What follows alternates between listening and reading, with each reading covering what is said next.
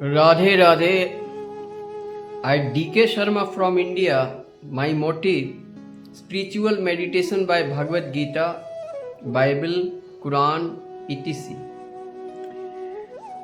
मैंने बहुत सारा आप लोगों का प्यार पाया हूँ और आप लोगों ने मेरे कथाओं को सुनते हो और इसमें दुर्लभ 4 प्रकार के होते हैं। जो कथा को सुनते हैं वे दुर्लभ व्यक्ति होते हैं और जो इससे भी बड़ा होते हैं वो जो कथा को सुनाते हैं ये भी दुर्लभ होते हैं। और तीसरे वे दुर्लभ होते हैं जो कथा को संसार में लाए थे, वो है परम ब्रह्म परमेश्वर श्री कृष्ण। उनकी ओर अपने मन को, आत्मा को उन पर जो समर्पित करने के लिए तैयार हो गया है, ऐसे व्यक्ति भी दुर्लभ होते हैं। नंबर 4, वे व्यक्ति ऐसे दुर्लभ होते हैं जो सबसे परे, सबसे अति उत्तम, अति दुर्लभ व्यक्ति वो होते हैं जो कृष्ण भावना अमृत को अपने जीवन शैली में उतारना शुरू कर देते हैं, उसको फॉलो करते हैं, अपनी जिंदगी लाइफ लाइन में लाकर खुद को प्रसन्न, समृद्धशाली और भ्रम से मुक्त, लोभ, क्रोध, माया, मोह से परे परम आस्था श्री कृष्ण परम परमेश्वर श्री कृष्ण के भावनामृत का एक चम्मच अपने हृदय में ग्रहण करते हैं। ऐसे बहुत बिरले होते हैं जो ये कर पाते हैं।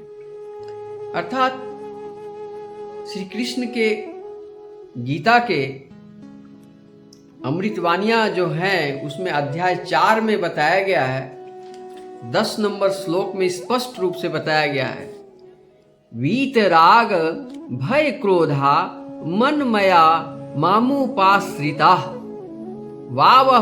वाहवो ज्ञान तपसा पुता मद्बा मागता।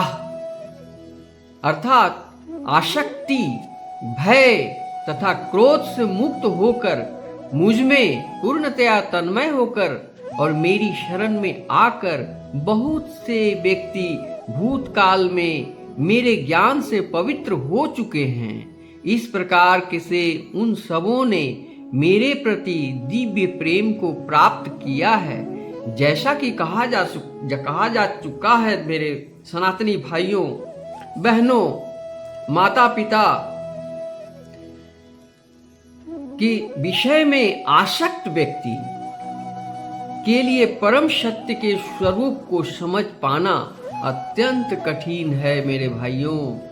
सामान्यतः जो लोग देह, आत्मा, बुद्धि में आसक्त हैं वे भौतिकवाद में इतने लीन हैं जो स्वार्थ में, लोभ में, क्रोध में, भ्रम में पड़े हुए हैं और अपनी इंद्रिय तृप्तियों के लिए कार्य करते रहते हैं, इंद्रियों को संतुष्ट करने का प्रयास करते रहते हैं। वे इस पाप आचरण में इस कदर आसक्त हो चुके हैं क्योंकि उसका सर पर लोभ चढ़कर बोलता है।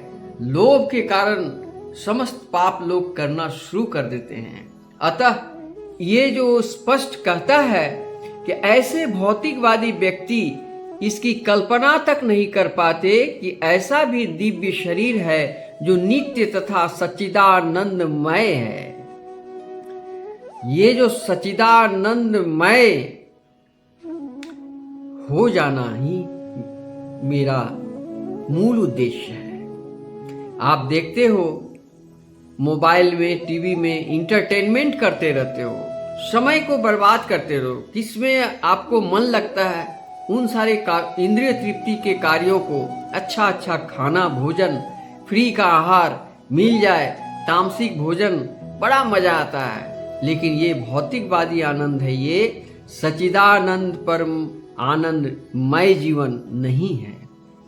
भौतिकवादी धारणा के अनुसार शरीर नाशवान, अज्ञानमय तथा अत्यंत दुखमय होता है। अतः जब लोगों को भगवान के साकार रूप के विषय में बताया जाता है तो उनके मन में शरीर की यही धारणा बनी रहती है। ऐसे भौतिकवादी पुरुषों के लिए विराट भौतिक जगत का स्वरूप ही परम तत्व है। फलस्वरूप ये परमेश्वर को निराकार मानते हैं और भौतिकता में इतने तल्लीन रहते हैं कि भौतिक पदार्थ से मुक्ति के बाद भी अपना स्वरूप बनाए रखते हैं। विचारों से डरते हैं। उन्हें यह बताया जाता है कि आध्यात्मिक जीवन भी व्यक्तिगत तथा साकार होता है तो पुनः व्यक्ति बचने से भयभीत हो उठते हैं। फलतः वे निराकार शून्य में तदाकार होना पसंद करते हैं। सामान्यतः वे जीवों की तुलना समुद्र के बुलबुलों से करते हैं जो टूटने पर समुद्र में ही लीन हो जाते हैं। पृथक पृथक व्यक्तित्व से रहित आध्यात्मिक जीवन का यही चरम सिद्धि है। यह जीवन की भयावह अवस्था है जो आध्यात्मिक जीवन में पूर्ण ज्ञान से रहित है। आइए हम इस बात का संकल्प ले लें कि हम भौतिकवादी जो झूठा है, मायावादी झूठा है, इसको त्याग कर कृष्णमय अध्यात्मवादी जीवन को अपनाएं। और मैंने जो पहले बहुत सारे एपिसोड मैंने वीडियो में अपलोड किया हूँ जिसमें बहुत लोग मुझे कमेंट में बहुत सारी बधाइयाँ दी है और अपने जिंदगी को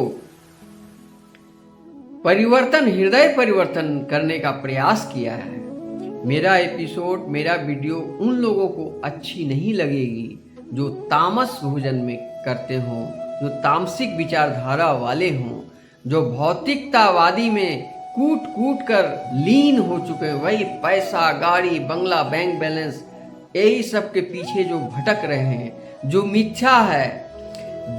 जितने लोग तुम्हारे करीब आते हैं वो एक स्वार्थ से आते हैं और स्वार्थ पूर्ण हो जाने पर उनका मन भर जाता है और आपको इग्नोर करके चल देते हैं। इसमें एक बात है कि मैं काफी अकेला हूं। ये आप सोचोगे तो आपका नकारात्मक हो जाएगा, क्योंकि आपको लगता है कि मुझे कोई सहारा नहीं है, मैं काफी अपने आप को अकेला महसूस करता हूं। ये नकारात्मक है, ये भौतिकवादी नीति है। लेकिन जब आप अध्यात्मवादी में आओगे, गीता का ज्ञान का अध्ययन करोगे, तब तुम्हारे मन में आएगा कि मैं अकेला ही काफी हूं। समस्त संसार से टकराने के लिए मैं अकेला ही काफी हूं। अब प्रश्न आता है कि इसके लिए क्या करना है। इसके लिए आपको 3 काम करना है जो आप अकेले काफी हो सकते हो। किसी के सहारे की उम्मीद मत रखो, जो भी करो स्वयं करो, नंबर 1। नंबर 2, मुफ्त का 1 कप चाय भी किसी का पियो मत, किसी के एहसान के तले जियो मत, सब समय मत्सर उठाकर जियो। तुम 10 कप चाय पिला दिया करो, लेकिन खुद किसी के पास दान दिया हुआ भोजन मत किया करो। हाँ, प्रसाद दे तो थोड़ा सा प्रसाद जरूर ले लिया करो। प्रसाद का मतलब जानते हो क्या होता है? प्रसाद का मतलब प्र से प्रभु, सा से साक्षात और द से दर्शन। उस प्रसाद लेते समय जिस प्रभु का प्रसाद है, उस प्रभु का स्मरण करते हुए अगर तुम हृदय में ग्रहण करते हो तो तुम्हारे करोड़ों जन्मों का पाप, समस्त पाप नष्ट हो जाएंगे और हृदय परिवर्तन हो जाएगा। और तमाम गीता का उपदेश, रामायण, वेद, पुराण, जितने भी अमृतवाणियां हैं, उसको सुनते तो जरूर हो, लेकिन उसका पालन नहीं करते हो, उसको मनन चिंतन करके अपनी जिंदगी में लागू नहीं करते हो, तब तक तुम्हारी जिंदगी में कभी भी आध्यात्मिक ज्ञान अंदर जाएगा ही नहीं और पाप आचरण से मुक्त नहीं हो पाओगे। इसलिए थोड़ा थोड़ा करके परिवर्तन कर सकते हो। सबसे पहला परिवर्तन ये है कि सत्य वचन बोलने का प्रयास करो। दूसरा, तामसिक आहार को तुरंत बंद करो। तामसिक आहार का मतलब मांस, मछली, अंडा, नशीला जो होता है, भांग, गांजा, जो अल्कोहल वाला पानी, ये सब जब तक त्याग नहीं करोगे, भगवत भक्ति की ज्ञान हृदय में पूर्ण रूप से नहीं आएंगे लेकिन बहुत कम आएंगे। धीरे धीरे इसको रजोगुण में लाओ, फिर तुम शतोगुण में भी जा सकते हो। इसलिए भागवत भक्ति रसात सिंधु 1.415/16 के अनुसार भक्ति का विज्ञान इस प्रकार है। ध्यान से सुनो, मन लगा कर सुनो। अगर जिंदगी में कुछ करना हो तो आदो श्रद्धा, ततः साधु संगो, अथ भजन क्रिया, ततो इंद्र निर्वृत्ति, तत्स्यात्तो निष्ठा, रुचिस्ततः अथा शक्तिस्ततो भवस्ततः प्रेमाभ्युद अंचितयति, साधका नामायनं प्रेमनं प्रादुर्भावे भवेत्क्रम। प्रारंभ में आत्म साक्षात्कार की सामान्य इच्छा होनी चाहिए। इससे मनुष्य ऐसे व्यक्तियों की संगति करने का प्रयास करता है जो आध्यात्मिक दृष्टि से उठे हुए हैं। अगली अवस्था में गुरु से दीक्षित होकर नव दीक्षित भक्त उनके आदेशानुसार भक्ति योग प्रारंभ करता है। इस प्रकार सद्गुरु के निर्देश में भक्ति करते हुए वह समस्त भौतिक आसक्ति से मुक्त हो जाता है। उसके आत्मा साक्षात्कार में स्थिरता आती है और वह श्री भगवान कृष्ण के विषय में श्रवण करने के लिए रुचि विकसित करता है। इस रुचि से आगे चलकर कृष्ण भावनामृत में आसक्ति उत्पन्न होती है, जो भाव में अथवा भगवत प्रेम के प्रथम सोपान परिपक्व होती है।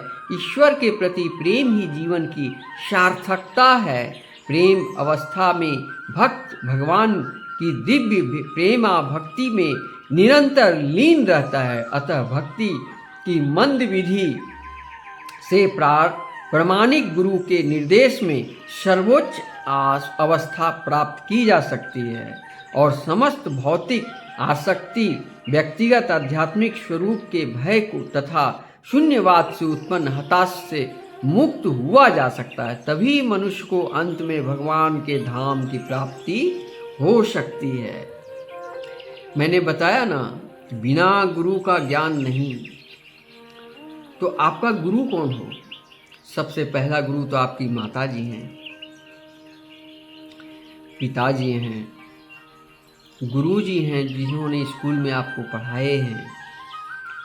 आपको देव आश्रम, ऋषि आश्रम, बड़े बड़े आश्रम हैं जो सात्विक रूप से आश्रम चलाते हैं, बिजनेस नहीं है, वो पैसे के पीछे दीवाने नहीं हैं। ऐसे आश्रम के किसी ज्ञानी पुरुष का संगत होना, सत्संगी नहीं होने से आपके अंदर आध्यात्मिक ज्ञान नहीं होगी।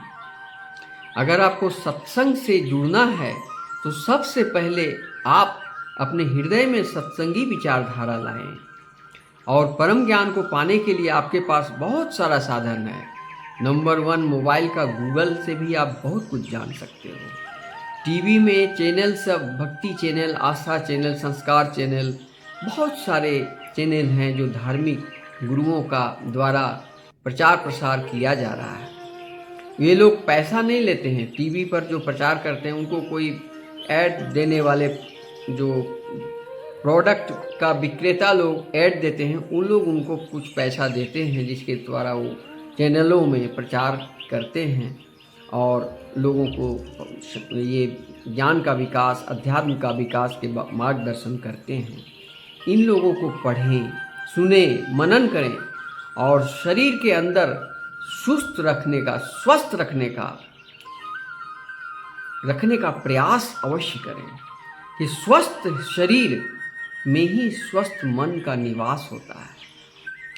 अगर आपके पास धन दौलत सब कुछ भरा पड़ा है, बहुत पारिवारिक सुख, सब कुछ सुख है, लेकिन शरीर में आपका किसी अंग में कोई ऐसी बीमारी जकड़ रखी है जिससे आप कष्ट पा रहे हो, तो वो सुख फिर सुख नहीं हो। लेकिन आप महागरीब एक पेड़ एक फूस के मकान में रहते हो और शरीर से रूप तुम मजबूत हो, निरोग हो, तो ये बहुत बड़ी सुख। और ऐसी शरीर के अंदर जो मन होती वो शुद्ध होती है और वो मन इंद्रियों के वश में नहीं रहती है। उनको बहुत सारे आडंबरों की चिंता नहीं है।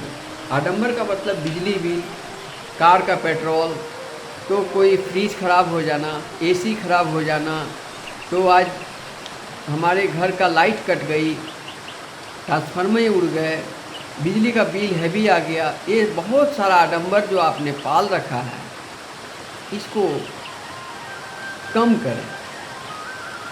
और जितना भी अपने शरीर को प्राकृतिक रूप में ढालने का चेष्टा करें। गर्मी में गर्म को सहन करें, ठंडा में ठंडी को सहन करें और बरसात में बारिश का सहन करें। और शरीर को इस प्रकार कठोर बना दें कि इनका प्रभाव से आपका शरीर अस्वस्थ न हो जाए। लेकिन आज के युग में, कृत्रिम युग में, गर्मी के दिन में एसी, जाड़े के दिन में भी गर्म हीटर, बरसात के दिन में भी वो बिल्कुल अंदर रहना, एकदम भीगना नहीं।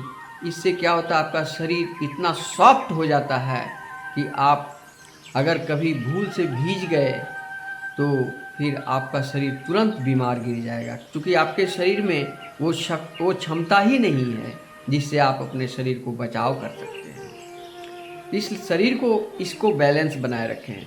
मैं ये नहीं कहता हूँ कि आप दुख में रहें, दुख में भी सुख में भी सबको समान दृष्टि से देखो। अमीर हो गरीब हो, कृष्ण वाणी में स्पष्ट अर्जुन से कहते हैं कि अमीर हो या गरीब हो, ऊंच हो या नीच हो, पापी हो या धर्मात्मा, सबको समान रूप से देखें और सबको ये समझें कि ये परम पिता परमेश्वर का आदेश के अनुसार ये कर रहा है। जिसका जो प्रारब्ध में है वही वो कर रहा है, उसकी कोई गलती नहीं है। ना ही तुम किसी का निंदा करो और ना ही तुम किसी का प्रशंसा करो। अगर कोई शुद्ध और सक्षम, समृद्धशाली और ज्ञानी है तो इसमें परमात्मा का ही इशारा है। अगर वो किसी पापाचरण में, तामसिक विचार में, तामसिक भोजन ग्रहण करके आनंदित हो रहा है तो उससे भी नफरत मत करो, उसको भी इग्नोर मत करो। वो भी अपना प्रारब्ध को कर रहा है।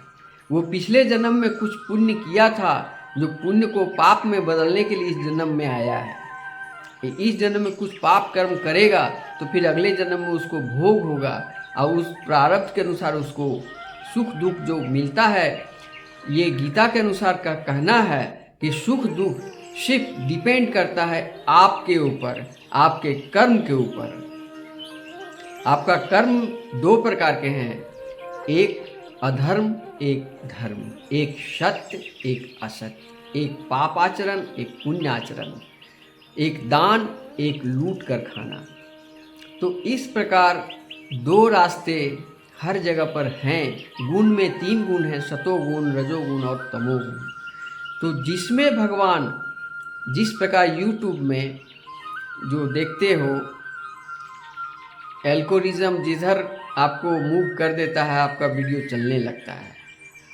तो आप जो वीडियो अपलोड करते हो उसमें जो टाइटल देते हो उसी के अनुसार चलने लगता है। इसलिए आपकी ज़िंदगी में जो टाइटल है, उस टाइटल में अगर आप रजोगुण में हैं तो आपको रजोगुण गुण की ओर भगवान ले जाएंगे।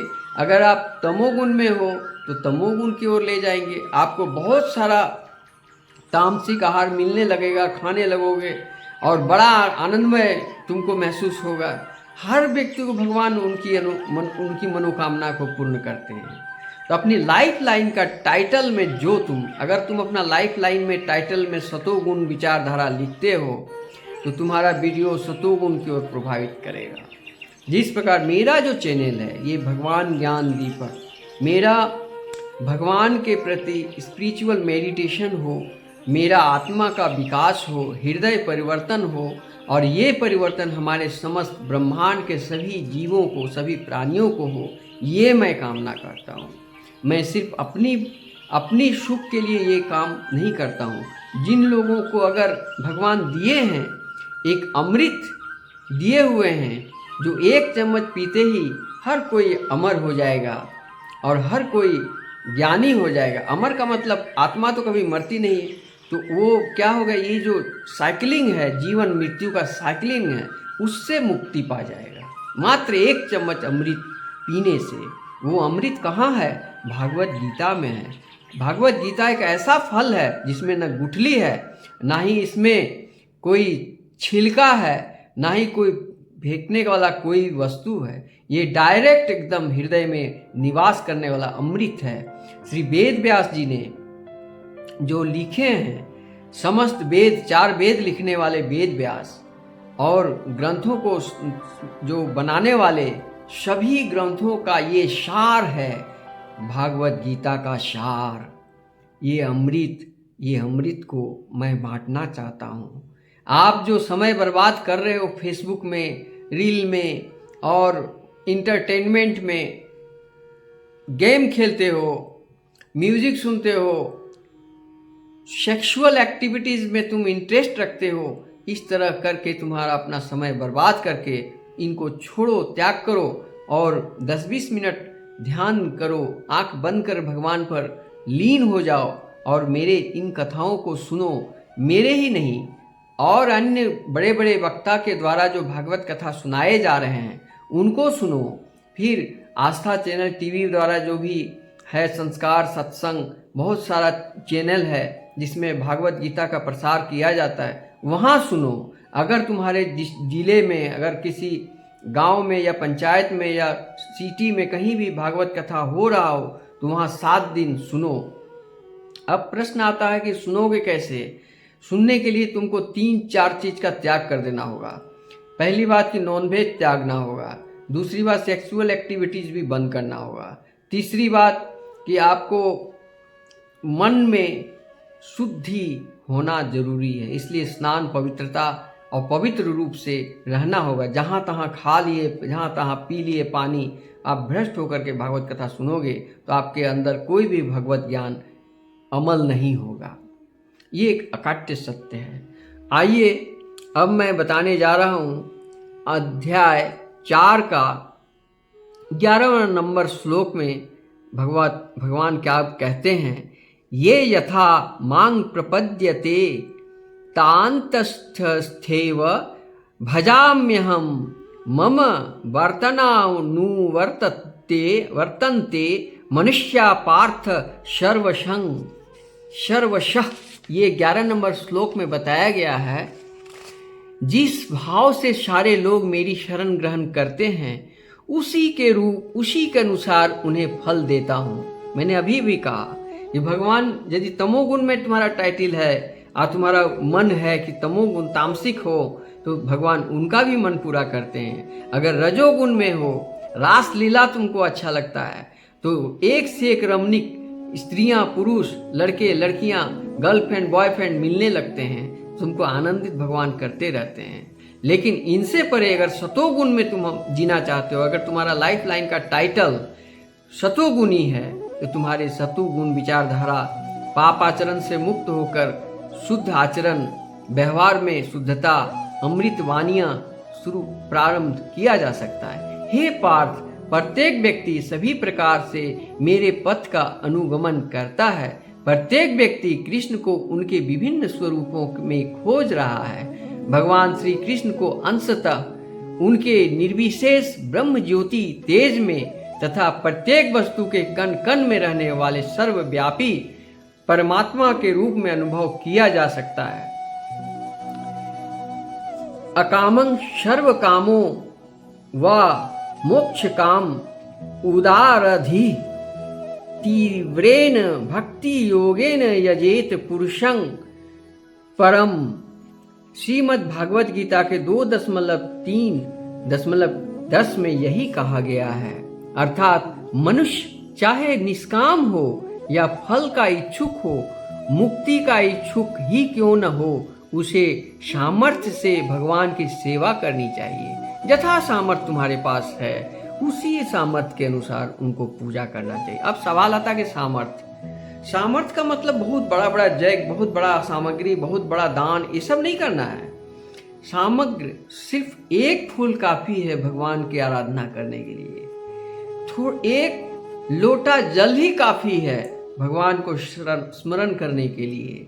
शुद्ध अपने शरीर में स्नान के बाद आंख बंद करके 1 मिनट ध्यान करना ही काफी है। इतना ही करना, सामर्थ्य के अनुसार ध्यान करो, भजन करो, संकीर्तन करो और सत्संग में रहो। उसके बाद कहता है कि उसे सामर्थ्य से भगवान की सेवा जरूर करनी चाहिए, जिससे उसे पूर्ण सिद्धि प्राप्त हो सके, जिसका पर्यवासना कृष्ण भावनामृत में होता है। कंगांग ततः कर्मणां सिद्धि यदंत इह देवता क्षिप्रं ही मनुष्य लोके सिद्धिर भवति कर्मजा।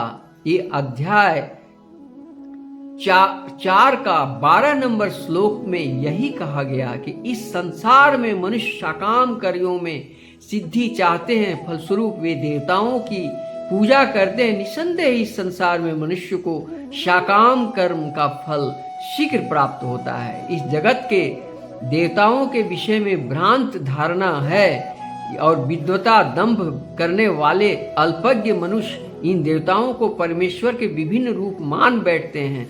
वस्तुतः ये देवता ईश्वर के विभिन्न रूप नहीं होते, किंतु वे ईश्वर के विभिन्न अंश होते हैं। ईश्वर तो एक हैं, किंतु अंश अनेक हैं। वेदों का कथन क्या है?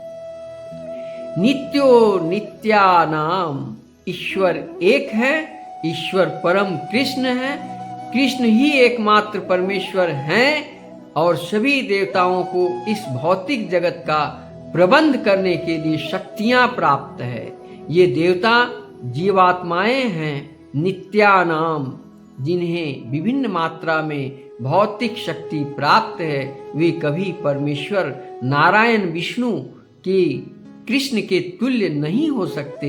जो व्यक्ति ईश्वर तथा देवताओं को एक स्तर पर सोचता है वह नास्तिक या पाखंडी कहलाता है।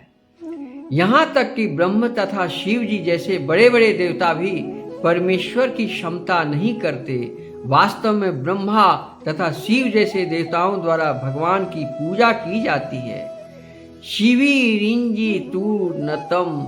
जो भी आश्चर्य की बात यह है कि मूर्ख लोग मनुष्य के नेताओं की पूजा करते हैं, अवतार मानकर करते हैं। अतः यह देवता पद इस संसार में शक्तिशाली मनुष्य या देवता के लिए आया है, लेकिन नारायण विष्णु कृष्ण जैसे भगवान इस संसार के नहीं हैं। वे भौतिक सृष्टि से परे रहने वाले हैं। निर्विशेषवादियों के अग्रणी श्रीपाद शंकराचार्य तक मानते हैं कि नारायण या कृष्ण इस भौतिक सृष्टि से परे हैं। फिर भी मूर्ख लोग देवताओं की पूजा करते हैं क्योंकि वे तत्काल फल चाहते हैं। उन्हें फल मिलता भी है, किंतु वे यह नहीं जानते कैसे फल क्षणिक होते हैं और अल्पज्ञ मनुष्य के लिए है। बुद्धिमान व्यक्ति कृष्ण भावनामृत में स्थिर रहता है। उसे किसी तत्काल क्षणिक लाभ के लिए किसी तुच्छ देवता को पूजने की आवश्यकता नहीं होती। इस संसार के देवता उनके पूजक इस संसार के संहार के साथ ही विनष्ट हो जाएंगे। देवताओं के वरदान भी भौतिक तथा क्षणिक होते हैं। ये भौतिक संसार तथा इनके निवासी, जिनमें देवता तथा उनके पूजक भी सम्मिलित हैं, विराट सागर में बुलबुलों के समान हैं। किंतु इस संसार में मानव समाज क्षणिक वस्तुओं यथा संपत्ति, परिवार, भोग की सामग्री के पीछे पागल रहता है, जिसको कहते हैं भौतिकवादी सुख या भौतिक सुख के पीछे पागल रहते हैं। ऐसी क्षणिक वस्तुओं को प्राप्त करने की इच्छा के लिए लोग देवताओं की मानव समाज के शक्तिशाली व्यक्तियों की पूजा करते हैं। यदि कोई व्यक्ति किसी राजनीतिक नेता की पूजा करके सरकार में मंत्रिमंडल प्राप्त कर लेता है तो वह सोचता है कि उसने महान वरदान प्राप्त कर लिया। इसलिए सभी व्यक्ति तथाकथित नेताओं को साष्टांग प्रणाम करते हैं, जिससे वे क्षणिक वरदान प्राप्त कर सकें। और सचमुच उन्हें ऐसी वस्तुएं मिल भी जाती है। ऐसे मूर्ख व्यक्ति इस संसार के कष्टों के स्थायी निवारण के लिए कृष्ण भावनामृत में अभिरुचि नहीं दिखाते। ये सभी इंद्रिय भोग के पीछे दीवाने रहते हैं और थोड़े से इंद्रिय सुख के लिए वे शक्ति प्रदत्त जीवों की पूजा करते हैं जिन्हें देवता कहते हैं। इस श्लोक में इंगित करता है कि बिरले लोग कृष्ण भावनामृत में रुचि लेते हैं, अधिकांश लोग भौतिक भोग में रुचि लेते हैं। फलस्वरूप वे किसी न किसी शक्तिशाली व्यक्ति की पूजा करते हैं। इस प्रकार मैंने आपको जो इस वीडियो में दर्शाया है, जो प्रस्तुत किया है, इस कथा को मात्र आधे घंटे के अंदर में जिन लोगों ने सुना है उनके सारे मनोकामनाएं पूर्ण हो। कृष्ण भावनामृत उनके हृदय में एक चम्मच भी आ जाए तो वो अमर हो जाएंगे, उनकी आत्मा अमर हो जाएगी। जीवन मृत्यु के जो साइकिलिंग है, आना जा आवाजाही, इससे मुक्त हो जाएंगे। इतना ही कहकर आज की कथा मैं यहीं समाप्त करता हूँ मेरे भाइयों। अगले एपिसोड में फिर मैं सुनाऊंगा। और अपने हृदय को परिवर्तन करें और शुद्ध आचरण करें, दान करें, धर्म करें, सत्य करें, दया करें, भक्ति करें, श्रद्धा करें, शुद्धि करें और सत्संग में रहें। इतना ही कहकर आज की कथा समाप्त। अगर पसंद आए तो सब्सक्राइब करके अगले एपिसोड की कथा को सुने। राधे राधे।